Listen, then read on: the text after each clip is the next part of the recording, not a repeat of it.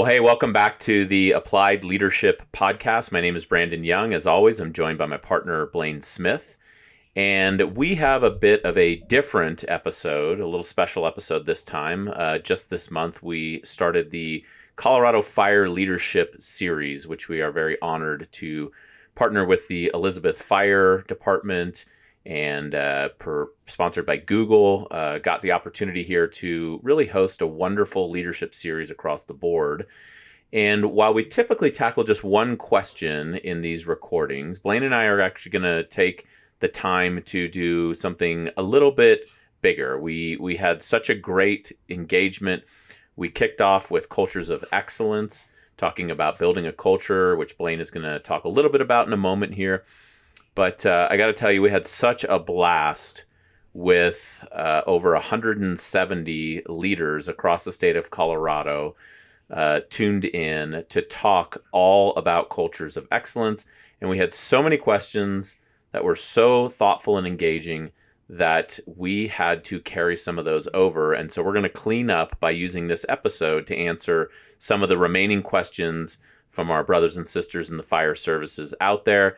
And I will tell you that even though these came from the fire services, you probably will find yourself in there whether or not you are in the fire services. Yeah, absolutely.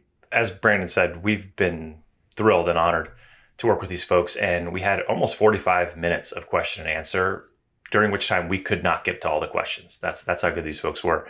And it doesn't surprise me because it's a really important topic. And it's a big one. Culture is a big, broad topic. It matters to a lot of people in a lot of different ways. And the way we approached it through our training module was to talk a little bit about, what culture is, its symbols, artifacts, its agreements, the way we conduct ourselves together as a team. We talked about the important role that culture plays in an organization, all the wonderful things it can do when done right. We talked a lot about the need to be intentional and purposeful and to have a culture on purpose and for the people to really drive that. And we talked about the importance of recognizing where you fall within a culture and where a culture is in its life cycle. So whether you're a student or a guardian or a builder of a culture, and maybe most importantly, Brandon, we talked a lot about how great cultures necessarily adapt and evolve and grow over time, and how the old isn't necessarily bad and the new isn't necessarily good. But what we're really trying to do is ensure that we have a culture that really matches our mission, matches our people, and is highly relevant to what it is we're trying to do. And as you can probably imagine, people have a lot of thoughts on that. They had a lot of questions about how to do it well. And we got to a bunch of questions, but several of them spilled over. And we're going to try to tackle a few of those today. So let's get it. Yeah. So let's get to the first one on the board here, which is a tricky one. And my paraphrasing of the question is this: if you have an organization that operates with multiple layers or cross-functional teams, and we need to communicate clearly and consistently across the board, but those different layers or different teams may have different norms. They may have kind of different subcultures within themselves. How do we get to a place where we can reconcile that, where we can make sure that everyone's on the same page about how we're going to conduct ourselves and what our culture needs to be a bit more broadly? And I think that's pretty common. If you have, people working in different divisions, different aspects of a team, they form a little tight-knit crew. They may have a subculture that's slightly different than that of the whole, but we still need to operate as a larger team. So how do you go about, Brandon, to put you on the spot, thinking about that kind of dynamic? Yeah, I love the dynamic. And the first thing it reminds me of is Edgar Schein did a lot of work and has really informed a lot about culture in organizations, and even speaks about this, at kind of like a macro level after descending into many different organizations and seeing them at many different levels. And it's not uncommon is basically where I would start, is that it is fairly normal. Schein articulated the engineer subculture. He articulated the executive subculture and the operator subculture. I believe those were the three codifications that he made or segments of these subcultures. So the fact that there are subcultures and that they exist, regardless of where you're at, whether you're in the first responder, fire services, whether you're in corporate America, social impact, it doesn't matter, right? The point is that it is not crazy to think that subcultures will emerge. And often subcultures emerge by way of function. They are functional in nature, right? So when you think about, just take the example of the engineer subculture, well, there's a functional nature to engineering, to some of those hands-on professions that matters, and it matters very much. And so it's okay to be able to express some subcultural norms that match the function of that portion of the organization while still keeping in sync with and in service to the macro culture. So that's the first part that I would start with here, is that I think it's important to distinguish between what is culture and what is subculture. And I don't think that it's necessarily a bad thing. I think it depends, though. What does that lead to? And where are the areas of friction that might inherently emerge when you have some of those subcultural norms, bouncing up against what feels like a little bit more of a macro cultural norm? And I think that's the first place to start is let's maybe identify, are there some points of friction here that we might take a little bit of time just to look at, and maybe not get too frustrated with one another, or not make too broad of an assessment and say what you're doing is damaging the culture of the organization. I think that the reason I mention that is because I have seen some leaders in my experience get a little too far down the road on that. Perfect example, a team as a part of an organization might feel really excited to be together. Maybe they have a little bit of a subculture that starts to emerge. Maybe that expresses itself in t-shirts, right? Like we have a little t-shirt for the group. And I think things like that are okay for that subculture and don't necessarily conflict with or insult or assault the macro culture. That's an example where I have seen that get interpreted a little bit amiss, a little bit like, hey, you're assaulting, the artifacts of the macro culture. I'm not so sure that it has to be that drastic. So that's the first thing that I would say, though. I mean, I know I went on a little bit of a tangent there just to illustrate the point, but where I would start with is, let's maybe identify what is a cultural norm and what might be a little bit of a subculture norm that is emerging. Yeah, I really like that advice. I think what you're saying, if I'm taking the advice correctly, is don't freak out about it. It's not necessarily a bad thing. It's just something to be aware of. And I could see that in every job I've ever had. You work in an organization, the sales team is going to have a little bit of a different culture than the operations team or the marketing team. And there's a functional reason for some of that, because what they're being asked to do on a day-to-day basis is just very different. And so the types of people that you might find there, the types of things that they might find important are going to be a little different. When we were in the military, we're one team, one fight, but in the special ops community, the operators on the teams might have a little bit of a different subculture. And part of that's because of what they're asked to do and like some of the dark humor that emerges there and things along those lines versus what other people in the organization might have to do. So I think all that makes sense. And I think your advice to like not jump at it too negatively is a really good place to start. I'll try to move it forward by saying we do also then have to think a little bit about what we share, because ultimately, if you're an operator, a logistician, an intelligence person, you've all got to be on the same team for the big win. If you're in sales or marketing or operations, you've all got to get on the same team for the same win. And this reminds me a lot of what we talk about when we speak to teams about expectations, which is step one is appreciating the fact that different people have different expectations and they've had different experiences. But the most important thing to do as a leader, especially, is to then shift the focus onto what we share.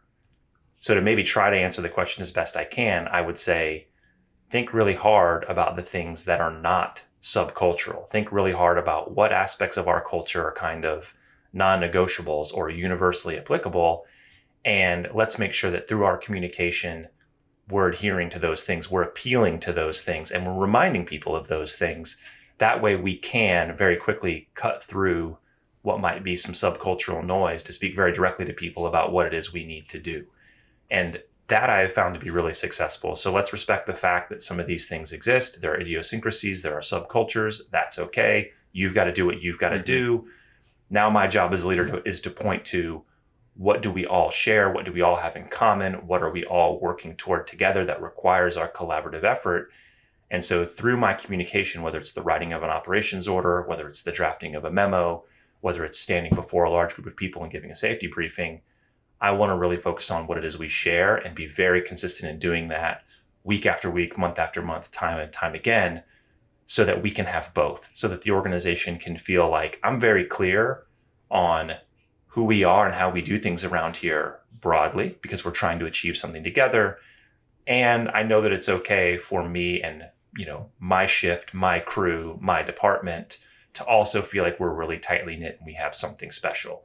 You can do that in service of the broader mission and not at the exclusion of others. And it's almost just that dispositional approach that at the end of the day, I think can make all the difference.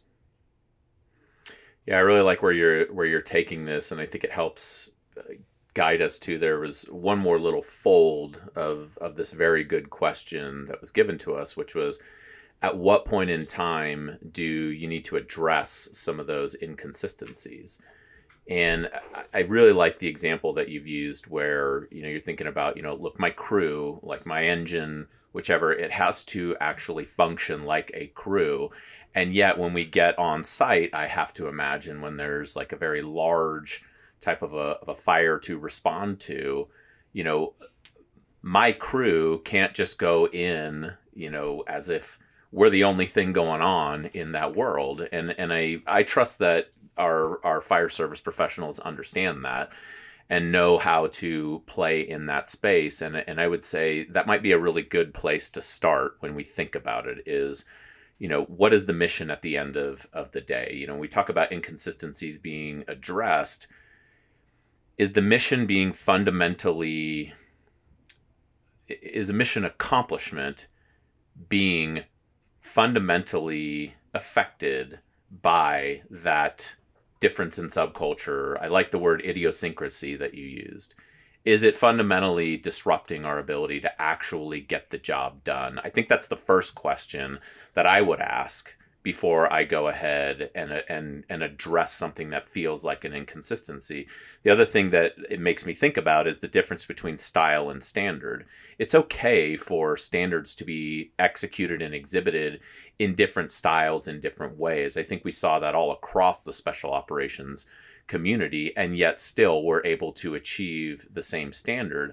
However, when style is used as a proxy, or rather I should say maybe an excuse, if the standard is not getting accomplished, that's a problem.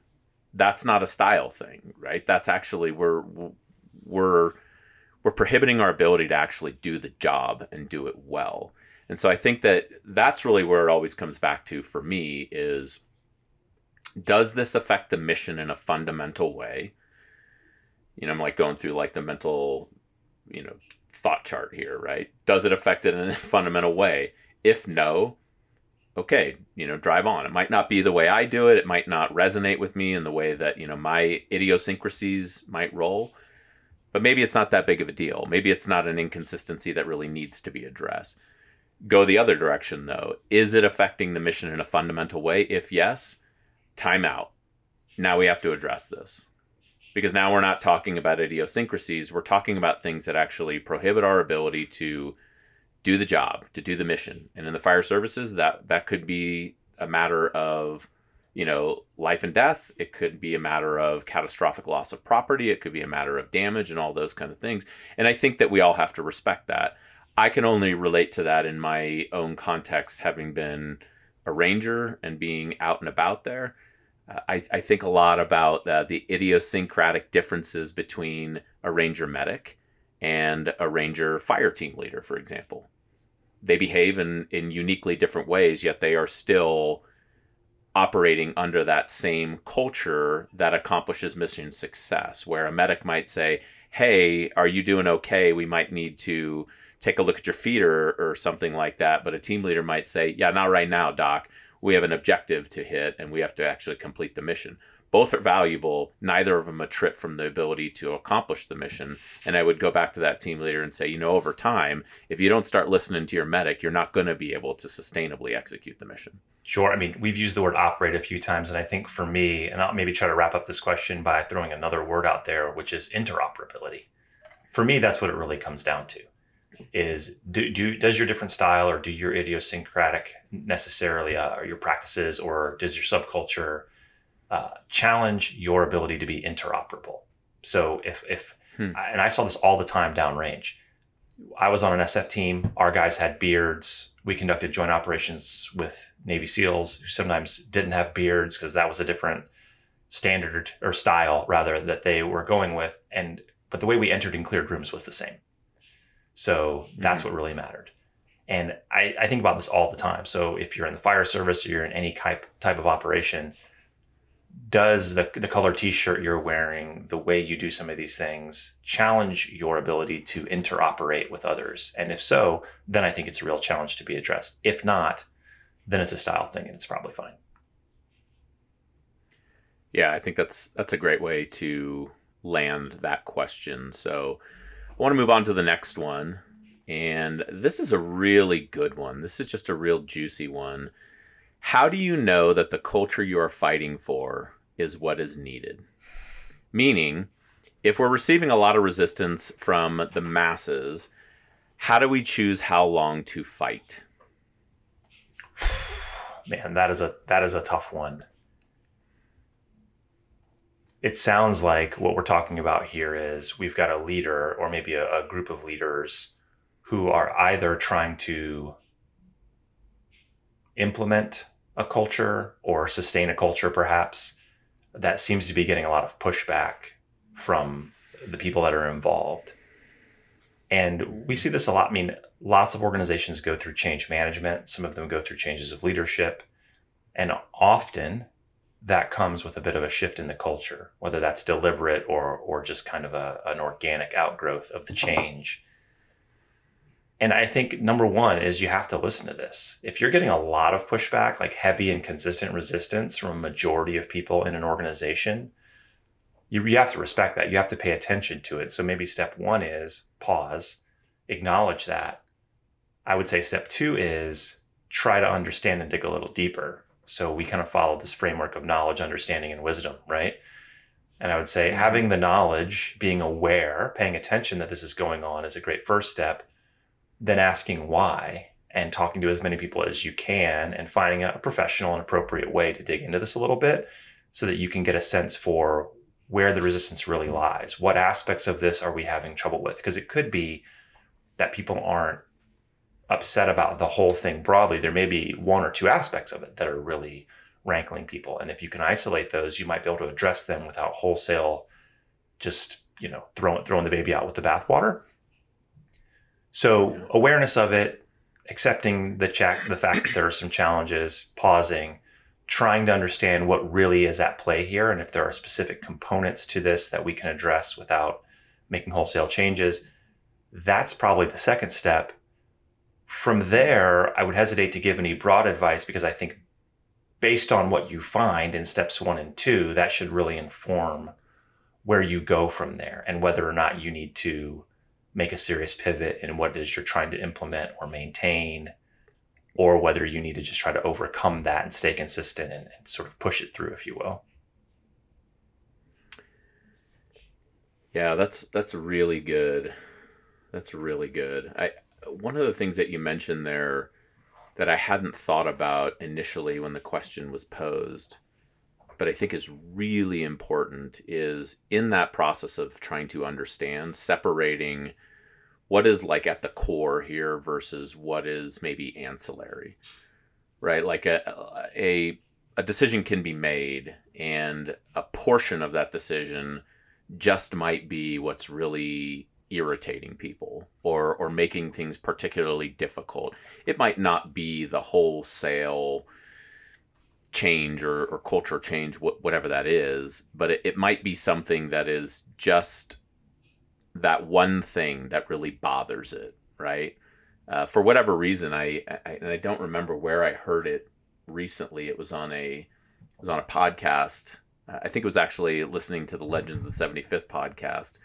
Mike Burke and Duke Durkin were just kind of chatting about Sergeant Major Daly, when he was the Sergeant Major of the Army, had changed the color of the PT socks to black, from white to black.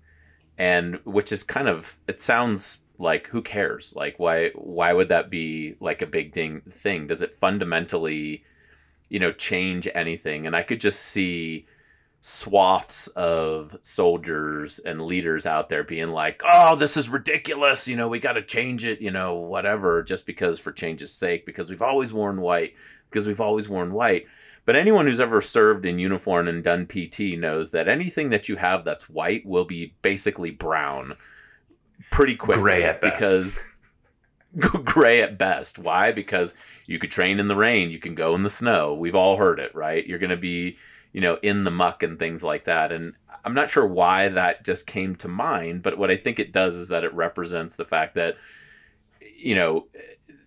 is the idea right? Yes, probably. What could be frustrating, or what's the resistance behind it? I don't know. Maybe because deep down it might start with, well, we've always done it this way, but there might also be some practical components to that, such as, hey, I don't have a whole lot of, disposable income at hand where I can just go out and change wholesale.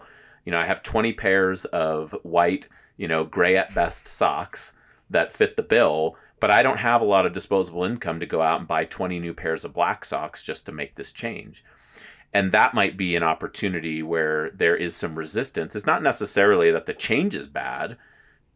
Great. I don't have to spend as much money in the long run on buying new socks, or on laundering the socks that I have. But what it might do is give us clues as to how can we maybe help these people get to where we're trying to go. Maybe there's a little stipend that can be put in place. Maybe there's, a partnership that can be struck where a sock provider can help us defray the cost just a little bit. I'm going to stop that illustration, but the point is that it may not always be the decision or the wholesale change that we're going for. There might be some very practical and very reasonable components that are making it difficult for people to wrap their head around it or to actually move with it. And we won't know that until we go through that process of the knowledge, the understanding, and then maybe there's wisdom that can be applied where we can say, oh, now I understand what the problem is. Let's help find a way to get where we're trying to go. I totally agree. I'll give you another example that I think will be resonant with the first responder community, which is the Army's recent change of the Army Combat Fitness Test. And this is an area where I think the Army needed, in my opinion, a cultural shift. And they've received much resistance, very great resistance from a lot of aspects of the Army in shifting from the old Army Physical Fitness Test, push-ups, sit-ups, 2-mile run, to the new Army Combat Fitness Test, which involved a number of different tests, different implements being involved, tests of strength, etc. And as I've paid attention to this over the last few years, and I'm not positioning myself as an expert on this, but I've paid attention and I've done both tests. And I will say that some of the resistance is, this isn't how we've done it before, or I don't like the new test, or I'm going to have to train differently, and I don't like that. Some of it is totally warranted and completely understandable. Like, where are we going to come up with all this equipment? How much is this going to affect our budget? It's going to require that we train physically different. And do we have the equipment and the resources we need to actually train on these things so that we can set up soldiers for success? So there are a lot of very fair questions being asked. And I would say that if I was an Army leader in that space, I would not give way. So if this kind of gets to the point about how long do you keep pushing, I would say the Army needed to change the way it approached physical training. I would say that testing physical fitness differently requires units to therefore train differently, which is a good thing because now the training is becoming more robust, more holistic, and more effective. So that way soldiers can be more effective in combat. Are there ways in which we could accomplish that without doing some of the things that were initially implemented? Probably. So that's where I, as a leader, would try to start making some smart compromises. And I would say, I am not giving way on the fact that we need to transform the way soldiers are training. And if we're being honest, the way we test soldiers' physical fitness is going to definitely impact the way they train. Because in some ways, if it's being tested, we know they'll train on it. So this has to happen. Now that we've tried to implement some things, we can identify where there's some sticky wickets, and maybe we can come up with a way that doesn't require as much equipment or doesn't require as much technique or doesn't put the soldiers as much at risk in order for them to become proficient in these ways.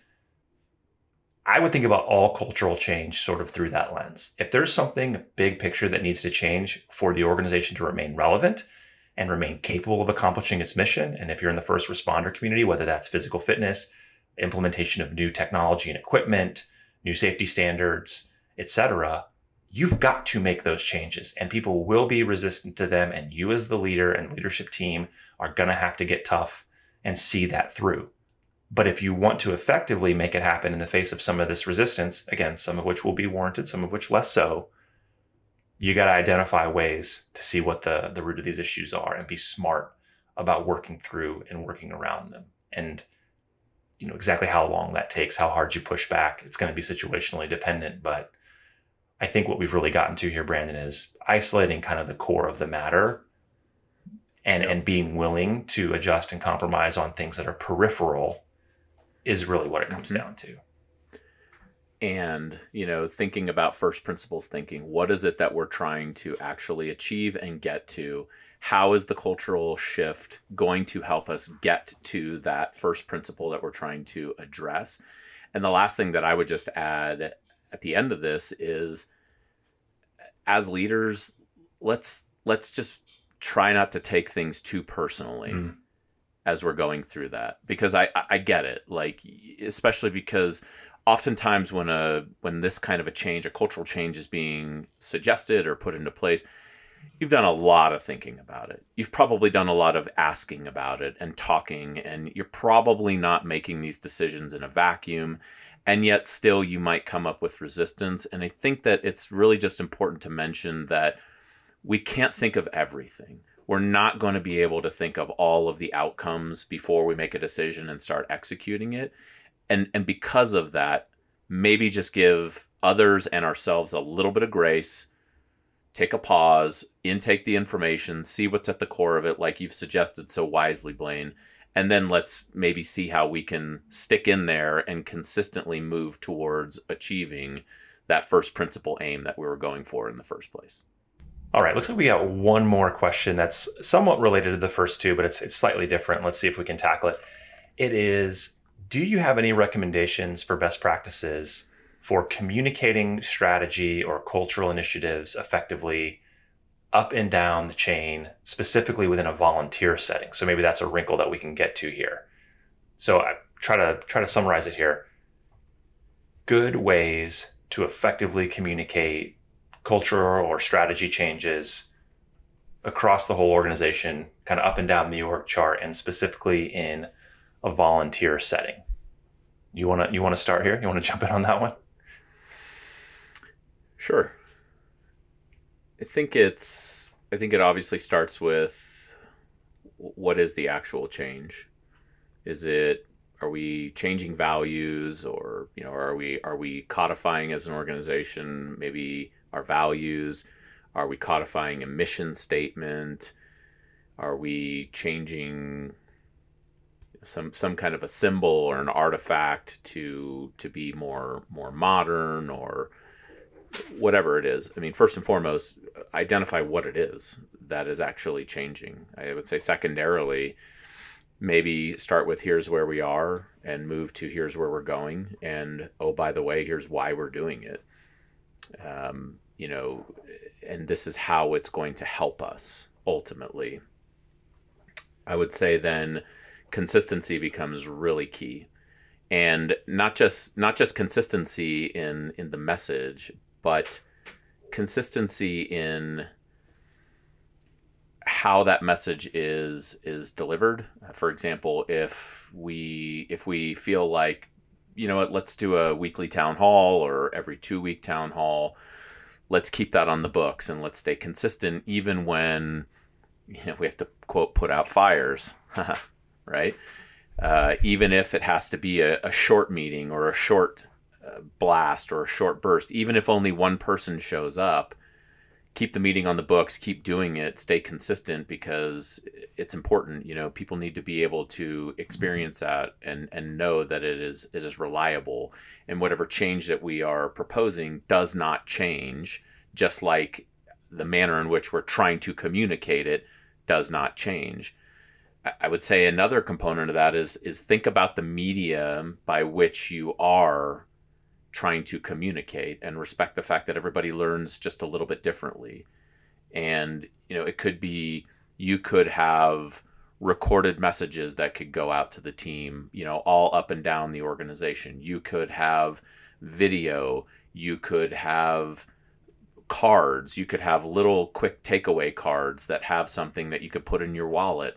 Back when we were in the Army, they came out with those, leadership value cards, LDRSHIP: loyalty, duty, respect, selfless service, honor, integrity, and personal courage, the 7 Army values. And they put them on little dog tags, and every soldier was required to have the dog tag on them. There's different ways, and everybody learns in a little bit of a different way. And so having the message sent in multiple types or media, if that's the more appropriate word, and consistently communicating that up and down is, I think, where it can start.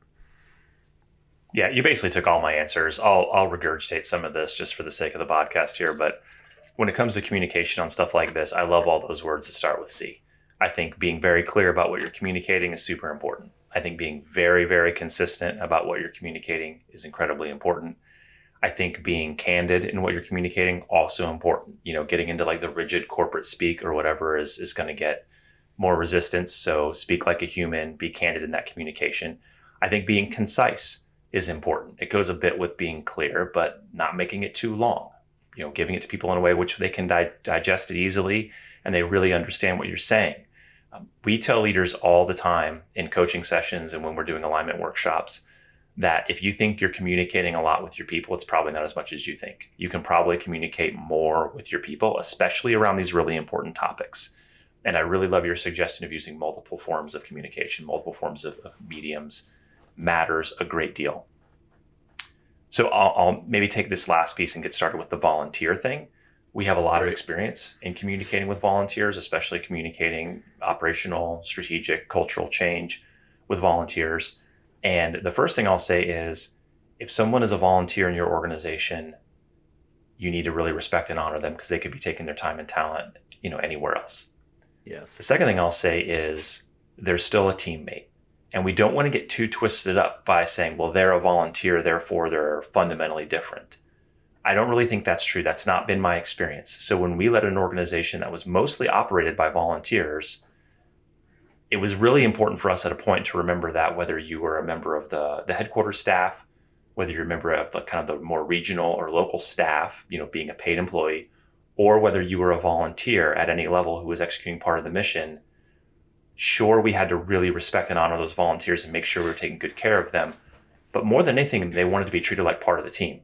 Yep. And so I think if you're in a nonprofit organization or you're in a fire department and you've got people that are volunteers, yeah, sure, they're volunteers, respect their time and energy, but don't pander to them. Treat them like they are part of the team, because it doesn't really matter. When push comes to shove and something has to be executed, or heaven forbid, we're at a structure fire or a medical emergency, what they need to do in that moment is the exact same as whether they're being paid on a salary or a volunteer or anything in between. And so make sure that you're clear about the fact that we are on a mission together, we are on a team together, and regardless of your kind of official status in the org chart, these are things that you need to know, you need to be up to speed on, you need to adhere to, and you really need to commit to, because this is a mission that's important and we're all same team, one fight kind of deal. That's how I would think about that from a high level. Yeah, I think it's important to mention this, that when you talk about, and maybe I'm gonna prod you a little bit to go a little deeper, because when you talk about leading an organization, a distributed, volunteer mostly led organization, would you mind sharing with the listeners just what we're talking about there, and just what kind of like numbers, locations, depth. What do you mean when you say that? Sure. So I'm sure we've mentioned this, but if you can see the little flag over my right shoulder here, we were leaders in a volunteer organization called Team RWB, Team Red, White, and Blue, which was started as a small but became a very big veteran service organization. And at that time, it was a chapter-based organization. And all of those chapters were led by volunteers. And I think by the time you and I left, we were at like 212 chapters all across the country, 12 or 1,500 volunteers that were doing 90+% of the work, the actual day-to-day mission, getting people together in real life through physical and social activities. So they were leading everything from running groups to CrossFit classes to yoga classes, volunteer opportunities, leadership camps, you name it, getting thousands and thousands of veterans together every single week. I think we had 1,100 or 1,200 events going on a month at one point across the organization. And that's a big lift. And you don't just do that at scale on day one. It took years and years to sort of get there, and a lot of very deliberate operational mechanisms and practices. But what it taught me, number one, was that if you think you know anything about leadership, try leading an organization that's operated mostly by volunteers, and you will learn very fast. You have a lot to learn. Yeah. But I would say on the backside of it, the other thing that I learned is that people are people and leaders are leaders. And if you can get people rallied around a meaningful mission and you can give them a meaningful role in that mission, treat them like grownups, giving them opportunity to make an impact, demonstrate to them that you really care about them, invest in them as people and as professionals, it strips away pretty quickly. It really does. And we saw people that never drew a paycheck from that organization that were putting in 20, 30, 40 hours a week of kind of quote unquote volunteer time. And my contention is that while they may never have received a paycheck in the mail or seen any dollars deposited in their account, we still had to be making very meaningful contributions to the quality of their life. And so whether they were receiving training or leadership opportunities or mentorship, they had to be getting something out of the experience, or they wouldn't be doing it. Or they wouldn't be doing it for long anyway. And so that was another thing maybe to always keep in mind, is that dollars are not the only way that you create and deliver value to people in your organization. Even if you're in a corporation and they're getting dollars every 2 weeks, you better be thinking about all of the ways through which people get value and choose to come to work, because dollars are nice, and we've all got to pay the mortgage, but there are many other ways through which people derive value in their work. I think that's such an important message, particularly for all of the folks that are out there in the fire services right now, particularly in very rural areas, largely volunteer-led fire services. Maybe there is a part-time employee, maybe there are no employees at all, maybe there's a full-time employee. There's just a host of mixtures out there. And I really appreciate you actually expanding on that a little bit more, especially the component about value exchange. You know, everybody's getting value in some way, shape, or form. We often think that money is the only expression of value, but money is only an expression of value. It is not the only expression of value. And so I just appreciate the fact that we're opening up this fold just a little bit more, because odds are, you may be listening to this, you have some kind of a dynamic there where there's volunteers, part-time, full-time, all of that kind of stuff. And, you know, in the end of the day, it's one team, one fight, just like we said earlier in this episode. It's one team, one fight. Everybody gets to choose, like, look, we're all adults here. Everybody gets to choose how they wish to engage with the mission, with the organization. Some people who maybe are seeking a employment position at some point in their time, that's great. Maybe being a volunteer is a part of it. I know from a lot of friends of mine that they started in the fire services by starting to be a volunteer, and that progressed forward. And I'll tell you what, there's a lot of value in that right there. Just getting the experience to be able to actually do this in a full-time setting. And so, volunteer or not, I think we just need to keep our eye on the fact that we are still on all one team, and everybody is there because they want to actually do the work. They actually want to serve the community. They want to execute the mission. And let's just keep that front and center, regardless of what position you play in the organization. Yeah. So I think that gets us through all of the cultures of excellence questions from the fire service last week. I hope that folks found these to be relevant to their world. I trust that you will. And again, I just want to reiterate that I had a blast last week on the call with the folks out in Colorado. I'm looking forward to the next one very much. And I hope we get as many questions next time. Maybe we can keep doing this. Yeah. Thanks a ton for tuning in, guys. We'll see you next time. If you have any more questions, please don't hesitate to hit us up. Contact@appliedleadershippartners.com, and we'll see you on the next one. All right.